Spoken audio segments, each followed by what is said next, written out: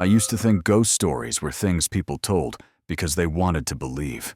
Campfire exaggerations, misremembered shadows, fear filling in the blanks. That was before the night I was alone in a burial chamber, sealed for over 2,000 years. And something inside it answered me back. I didn't see it. I didn't hear footsteps. But I felt it notice me. And once it didn't want me to leave.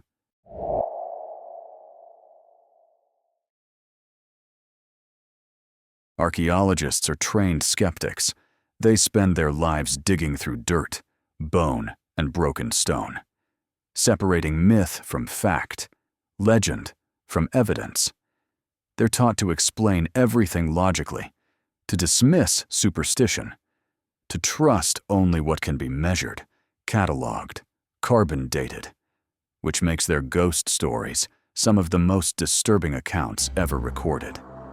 Because these aren't thrill seekers chasing shadows.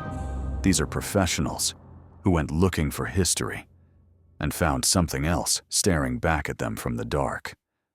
Tonight, these are the true style accounts of archaeologists who uncovered more than history.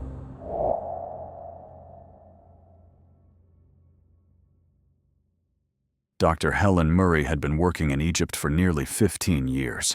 She had excavated tombs before, hundreds of them. She knew the smells, the silence, the strange way sound dies underground. None of it bothered her anymore. Until tomb K5-X17. It was a minor burial. No famous pharaoh, no golden masks. Just a sealed chamber tucked away in a side valley, overlooked for decades. The first thing Helen noticed wasn't fear. It was resistance. Every time her team approached the sealed door, something went wrong. Tools malfunctioned, batteries drained. The temperature inside the antechamber dropped sharply, even though the desert above was blistering hot. Then came the feeling. Helen described it later as the sense that the space knew she was there. Not imagined, not emotional, intentional. On the third night, she stayed late alone, documenting wall inscriptions. The rest of the team had gone back to camp. That's when she heard it. A voice. Low. Close. Speaking in a language she didn't understand, but somehow recognized. She froze. The chamber was empty. No airflow, no echoes, no radio chatter. And then the pressure started. It felt like hands pressing against her chest, not physically, but internally. A crushing certainty that she wasn't welcome. Helen fled the tomb. The next morning, her foreman refused to go back inside. He told her he'd dreamed of a man wrapped in linen, his face burned black, standing at the foot of his bed, repeating one word: return. Helen ignored him. They opened the burial chamber that afternoon. Inside, they found the sarcophagus undisturbed, but the lid had shifted by itself.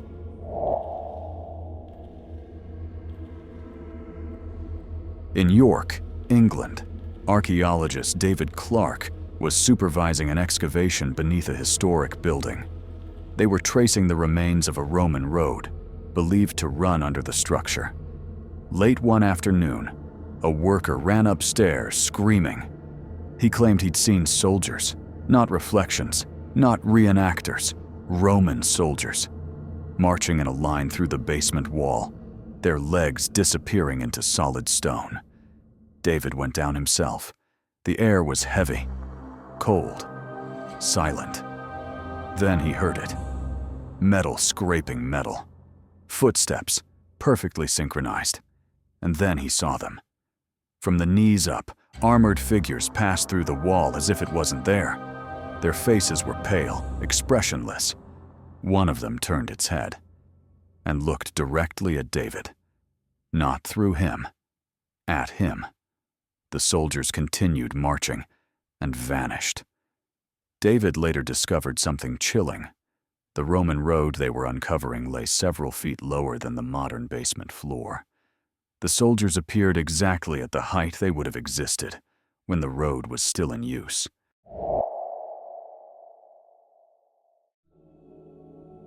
In rural France, a small archaeological team was tasked with relocating remains from a forgotten medieval burial site. It was routine work, until the dreams began. Every member of the team began dreaming of the same man, thin, hollow-eyed, wearing rough burial cloth. He never spoke, he just stood beside their beds, watching. One archaeologist woke with scratches on her arms. Another claimed his tools were moved every morning, arranged neatly beside the pit. But the worst incident came when they removed one particular skeleton. That night, the lead archaeologist woke to the sound of digging outside her tent. Slow, rhythmic, deliberate. When she looked out, the excavation pit had collapsed inward, as if something beneath had pushed up. The team halted the project. Local clergy were brought in. A reburial was performed. The dreams stopped. The pit never shifted again.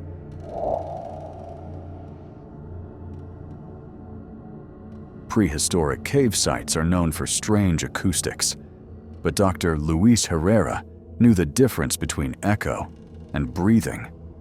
Deep inside a Paleolithic cave system, his team documented ancient handprints on the walls. At night, Luis stayed behind to record humidity levels. That's when he heard it. A slow inhale, then an exhale. Not wind, not water, breath. The deeper he went, the louder it became. The air grew warm, oppressive. Then the handprints changed. He swore, later, under oath, that some of them looked fresh, wet, as if something had just pressed its hand against the stone after thousands of years. Luis fled. The cave was sealed permanently after unexplained temperature spikes and equipment failures.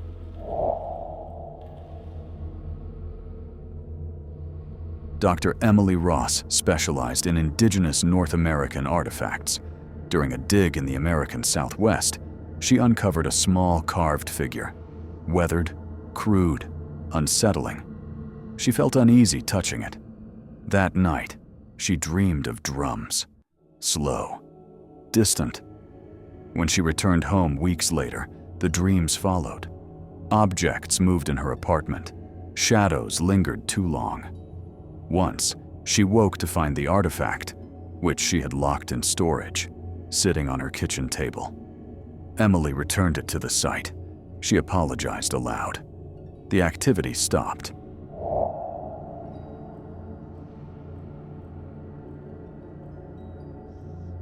These aren't haunted houses. They're not abandoned hospitals or cursed dolls. These are places of death, ritual, and memory, disturbed after centuries of silence. Archaeologists don't go looking for ghosts, but many quietly admit something unsettling. Some places remember, and some things don't like being forgotten or uncovered.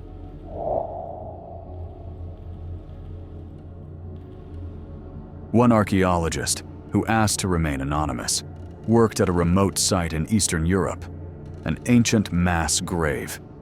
He described the feeling as being counted. Every night, as he tried to sleep, he felt eyes on him. On the final night, he woke unable to move. Figures surrounded his bed, not transparent, not flickering, solid. They didn't speak, they just stared. And then one stepped forward and placed its hand on his chest. When he woke, the handprint remained, bruised into his skin. He quit archaeology the next month. History isn't just dates and artifacts, it's people. Lives that ended, sometimes violently, sometimes unjustly. And maybe, just maybe, some of them never left. So the next time you hear about an ancient site being excavated, remember this. Some doors were sealed for a reason, and not everything buried wants to stay silent.